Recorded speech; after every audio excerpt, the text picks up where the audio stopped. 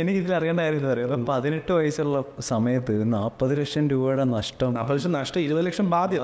40 ബാക്കി പോട്ടെ, 20 ബാധ്യതയായി. അതെങ്ങനെ ആ ഫേസ് അതെങ്ങനെ ഹാൻഡിൽ ചെയ്തു? ഈ ഊരിപ്പെടുത് ഞാൻ ആരോട് പറഞ്ഞില്ല. ആ ട്രേഡിങ്ങിൽ നല്ല രീതിയിൽ പോകുന്ന ഒരാൾ, അവിടെ നിന്ന് നമ്മൾ ഉണ്ടാക്കിയെടുക്കുന്ന എക്സ്പീരിയൻസ് നമ്മളെ ജീവിതത്തിനെയും ഒരു പരിധിവരെ ബാധ്യത ഇൻഫ്ലുവൻസ് ചെയ്യുമായിരുന്നു.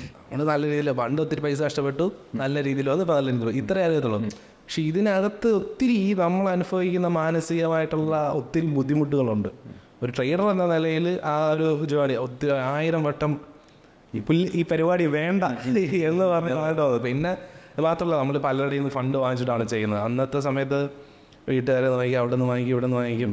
അത് നമ്മളിൽ ചെറിയ പ്രോഫിറ്റ് കിട്ടുമ്പം അത് കണ്ടിട്ട് വാങ്ങിക്കും. അതെ, കാരണം ഈ ഇമ്പോർട്ടൻസ് ഓഫ് സൈക്കോളജി അവിടെ ആരും പറയുന്നില്ല.